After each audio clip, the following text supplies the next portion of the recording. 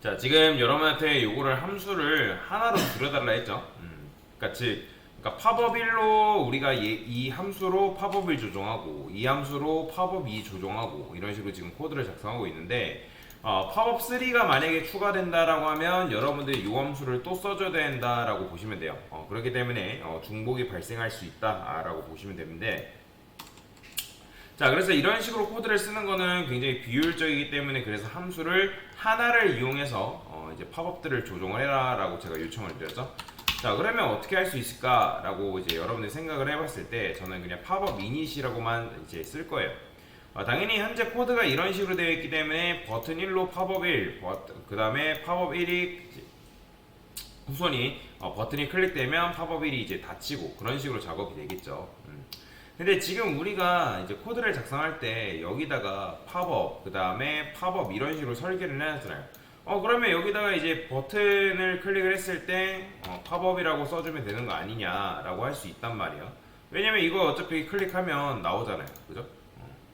근데 버튼도 마찬가지예요. 버튼도 내가 만약에 이 팝업 1이 있는데 그 다음에 버튼도 뭐 이런 식으로 코드를 작성하는 게 아니라, 그러니까 버튼을 이렇게 쓰는 게 아니라 btn이라고 쓰게 되면, 이 섹션에 btn이라고 쓰게 되면 버튼을 가지고 얘로 이제 팝업을 조정할 수 있는 거 아니냐라고 할 수 있단 말이에요.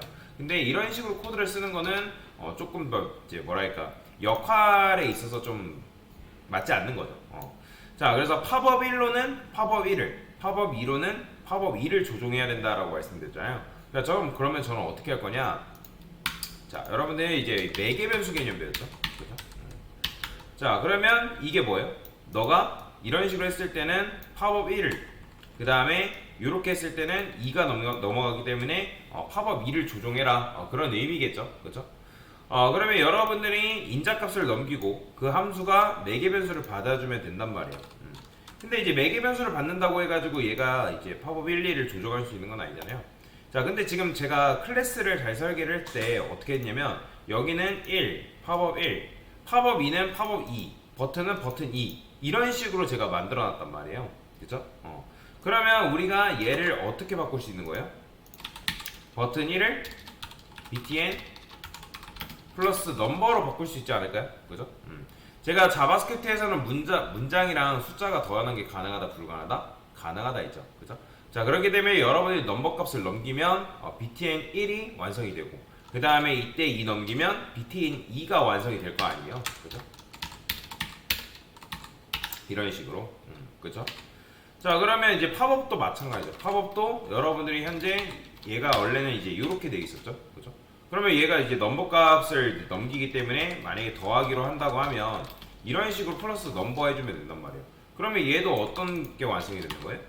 팝업 1, 그 다음에 팝업 2가 완성이 되겠죠. 함수를 여러분들 어떻게 실행하냐에 따라, 실행했을 때 어떤 값을 넘기냐에 따라서 이게 완성이 되겠죠.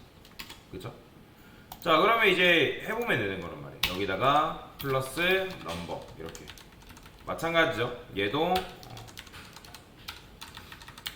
플러스 넘버 이렇게. 근데 이제 얘 같은 경우는 주의사항이 있죠. 지금 보시면 팝업 1의 btn 클로즈 같은 경우는 여러분들이 더하기를 이용해서 작성을 하게 되면, 자, 얘는 지금 보면 여기가 플러스가 들어가야 된단 말이에요.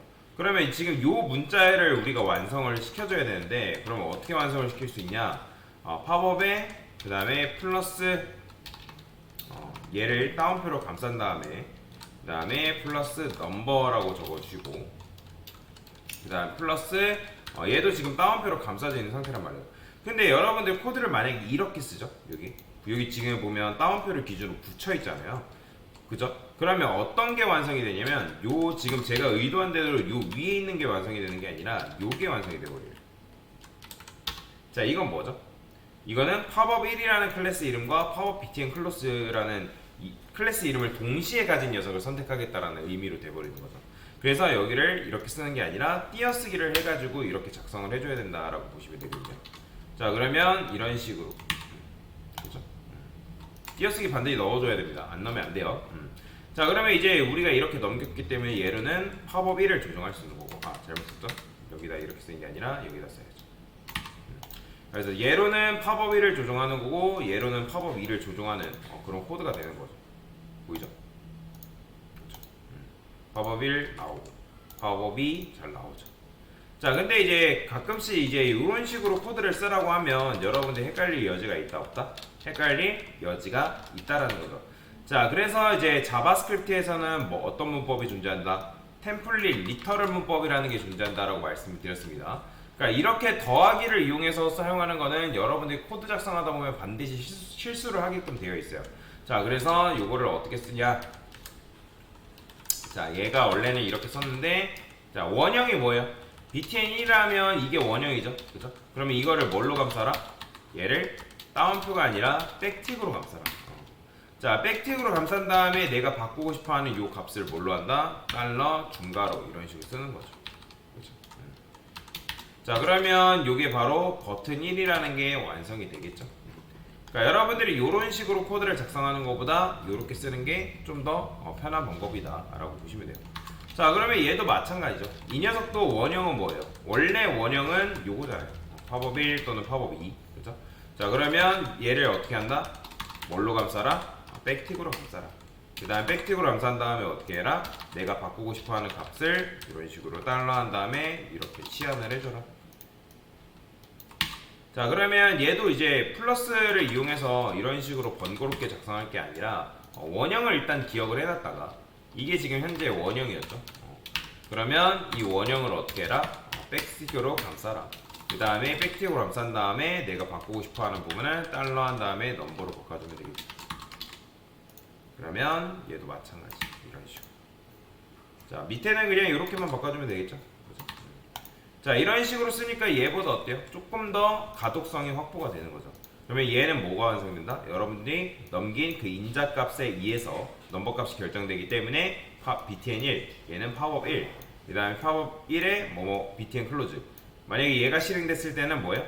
팝업 2, 그러니까 버튼 2죠. 그죠? 그 다음에 팝업 2, 팝업 2에 뭐 후손인 클로즈 이런 식으로 선택하는 게 가능해진다. 자, 이렇게 하게 되면 좋은 점이 뭐냐면 나중에 팝업 3가 추가됐대요. 그러면 여러분들 어떻게만 해주면 돼요? 함수를 또 추가하는 게 아니라 이렇게만 해주면 끝이죠. 그죠? 그럼 코드가 굉장히 어때요? 굉장히 효율적으로 작성할 수가 있고 여러분들이 간단하게 코드를 쓰는 게 가능해진다 라고 보시면 돼요.